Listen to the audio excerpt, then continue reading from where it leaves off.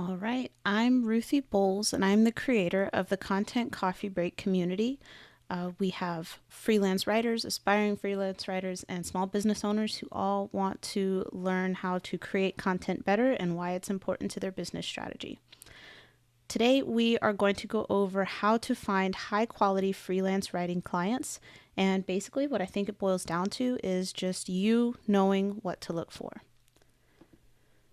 Today, we're going to cover who I am and why I decided to create the Content Coffee Break community, where to look for contracts, how to find great clients, how to vet your prospects, and your next step. So, who am I? I'm quite a few things.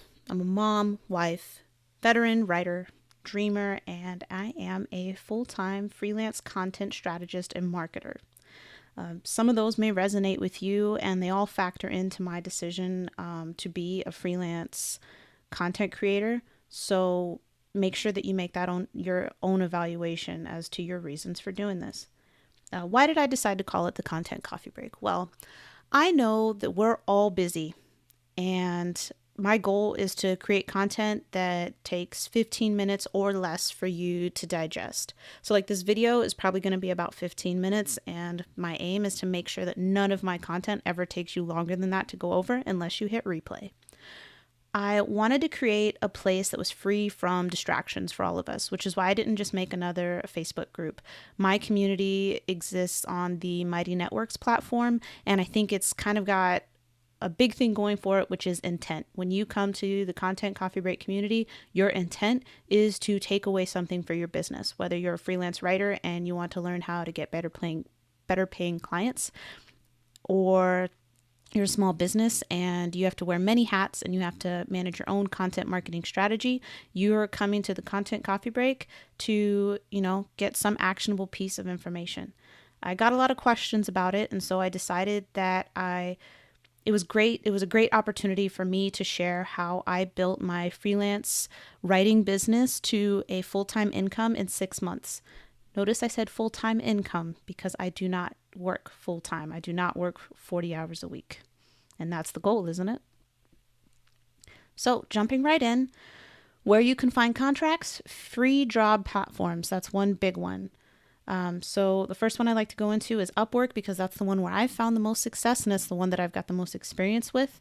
You can have the free basic account, and then their premium account's $10 a month. It can be difficult to get started.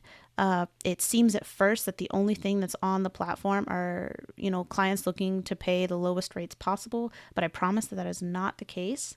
Well, it is the case that it seems that way, but you can find high paying clients. There are hourly and fixed price payment options. You get excellent payment protection as long as you follow the rules. I spend some time on the forums occasionally, and people always ask, oh, how come this wasn't protected? If you read the rules, you can protect yourself. So please read the rules before you take any contracts on this platform. And yes, it is possible to find high-paying clients, and I am proof of that. Freelancer.com is another extremely popular platform. I also have an account here. I do find it harder to find high-paying prospective clients. It seems like everything's pretty cheap, so I know that writers do have success on this platform. So if you would consider yourself one of those successful freelancer.com writers, please leave a comment and let me know. Maybe it's something in my settings where I can't filter out all of the low-paying jobs, so I'd really love your feedback on that. Payment protection is not immediately displayed on their FAQ page, which I find to be interesting since Upwork makes it very prominent feature. So if you know anything about that, please, like I said, go ahead and put it in the comments. I'd love to read about it. Fiverr.com is another one of the big ones. I also have an account here, so I am speaking from a little bit of experience, although I've never taken any jobs on Fiverr. And I think this is because it's got a reputation for cheaper work, more so than the other two platforms. And part of that is because it's in the name, five, as in $5. I don't know about you, but all of the services in my professional skill set that I market, None of them am I doing for $5. And I think that that's part of the problem. That's part of the problem with the branding, because people definitely charge more than $5 for services on Fiverr. It's whatever you want to charge. But I feel like when, again, it kind of boils down to intent. When you go to Fiverr, you're looking for cheap work. It's a little awkward to use the platform, and I think it's easy to get lost in setting up packages. I'm not a fan of the fact that you outline every single little thing that you're going to do for a certain price there for the whole world to see. When I work with clients, I offer them unique solutions because they all have unique requirements, and I don't reveal, the background behind my calculation. I don't do price per word, or, if you do XYZ, then this is how much it costs. They give me what they feel they need, and then I give them a rate. I'm also not a fan of this whole gig thing. I know they call it a gig economy and stuff, but Fiverr really pushes the whole gig concept, and I feel like it makes it sound like a game or something you don't take very seriously. And I know if you're in the Content Coffee Break community, your plan is to take this extremely seriously, whether you are going to be a full-time freelancer or a part-time freelancer, you take this very seriously. And like I said, I just don't like the idea of the word gig. Some other places that you might generate some contracts or leads or your own website. It's great to have if prospects search for your name. I always search for clients' names, so it's not, it wouldn't surprise me if the clients pop me into Google, which is great because I am all over Google for my name. It does cost money if you want to own the domain and hosting, and if you want to have a nice theme and stuff. So it's really easy to go down the rabbit hole as far as dumping a lot of money into a website. But keep in mind, you're probably just going to have a blog here and your portfolio. So I'd advise keeping it simple if you have better places to spend your money. And yes, it's a good place to have your portfolio. It's not likely that you're going to generate a lot of organic leads just through your website alone. But if they do Google you, like I said, it does make you appear more professional if they have something to look at that's related to you and your business. Referrals and social networking or social media, those are other places that you might get some leads. If you get a referral from a past client or a friend and your prospect holds that person in high esteem, the likelihood that you are going to be able to work with this person is extremely high. They are more likely to close. They are more likely to have a contract with you if they like the person who's referring you. Social media is harder because the social media platforms are starting to bury businesses in an effort to encourage them to buy paid advertisements. If you or post regularly on LinkedIn and you've optimized your profile, you can generate leads that way. And I speak from experience. I've gotten some very high quality content clients and leads from LinkedIn, but that's another video for another time. Local networking events. As freelancers, if you're or anybody who works from home, it's really easy to get lost in, just shut in. Local networking events give you an opportunity to go out and rub shoulders with your community, and I think that that's particularly awesome. It gives you an opportunity to hand out your business card, collect business cards, generate leads, and maybe if you have some service or product needs, you may find somebody in your local community who can help you out. Job boards. Free job boards are rough. One example is ProBlogger. It's kind of hard to stand out, and I think partly that's because the contact information for the prospects is out there for the public, and these people get hundreds of cover letters. Hundreds. So if if they decide, I'm going to read the first 50 and be done with it, and you're number 61, then they stopped, reading 11 people prior to you, and you could be perfect, but they're never, ever, ever going to see your cover letter. One of the exceptions to this are any specialty job boards, probably things I don't know about. Like if you specialize in legal content writing and maybe there's a job board that's dedicated to say like legal and finance content jobs, then you'd have a much better chance of getting a job on a specialty board than a job like ProBlogger. Again, for any of these, if I, downplay it, it's not to say that you can't find success. I'm just saying there are probably better sources that you could use that have a higher return on investment. Other job sources include paid job boards like Contenta.co. I think it was last year, a year and a half ago, I created an account with them and they were charging $30 a month to use their board. Now they've got like a course and stuff that they wrap into it, and it's like $99 a month for a certain amount of time or something. But because I found success using free or cheaper options, I have not pulled the trigger and, signed up for Contenta's paid account. Clearvoice.com is a newer platform, and I've created an account with them, and I'm waiting for approval. So I will be sure to update you guys about that one, because it sounds like they are specifically targeting businesses, higher paying businesses, and so it could be a good option for you guys.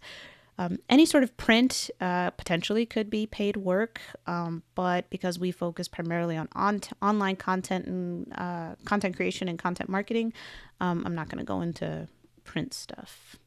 So keep in mind that you need to identify what sort of client you're looking for, and that is called your buyer persona. If you need a refresher on that, I advise you check out the article I wrote last week for the community, exclusive content for the community. I wrote that. And there's a podcast that goes along with it. So, check that out if you need any help building your buyer persona. But basically, in my experience, the best paying clients are one of two types. They know how to do what we do, but they don't have the time. So these will be your chief marketing officers or your marketing managers, those sorts of people. Or they don't know how to do what we do, but they don't have the time or desire to learn it.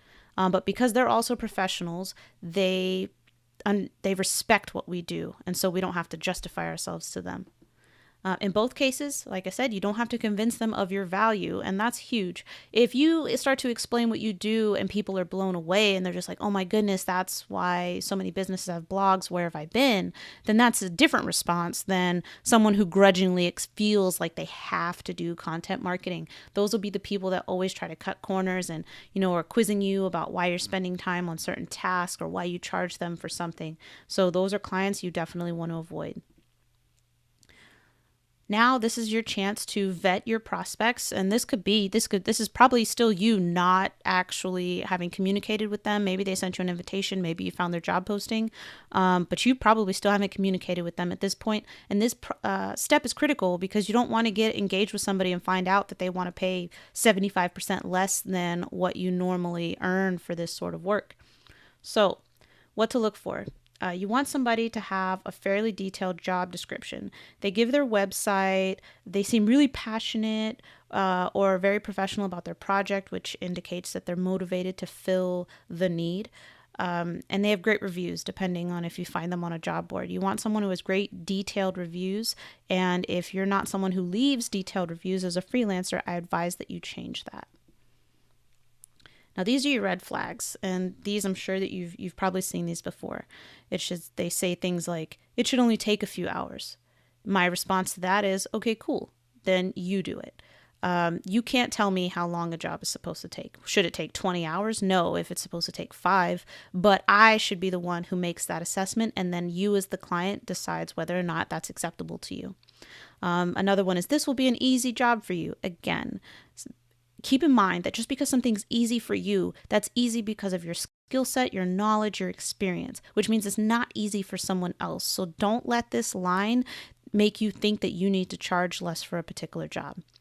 When someone says, my budget is $25 for a 500-word blog post, then believe them. Okay? Don't waste your time writing up a nice proposal for them to be like, well, yeah, I said $25, and you're saying that now it's X number of dollars. You're not going to convince them to go up. Now, they may say, I think that, this job should be X number of dollars, but please, I'm open to your proposals. I'm not sure what I should charge. Well, then that's different. If they're a prospect with a low-paying job history, they're probably going to offer you low pay as well. If there's someone who has no feedback, that means freelancers probably are just avoiding conflict and they don't want to leave a bad review. Or if they have lots of reviews with no comments, that's also true. If a job posting says, perfect for new freelancers, head for the hills, do not apply for this. This is somebody who's trying to take advantage of you and your experience, and this is also true of someone who says they want a highly experienced individual but sets the job at entry level. this is probably somebody who's hoping to catch someone who is highly experienced but new to freelancing, and therefore they can pay them a lot less. So again, kind of taking advantage of you. So what's your next step? Well, if you've gone through all of that, you should now have a holistic sense of the job posting wherever you found it. And you have to make a determination. Maybe they have some red flags, but maybe other parts of their job sounded really good, or maybe you're just really interested. Either way, your next step is to draft a tailored job proposal.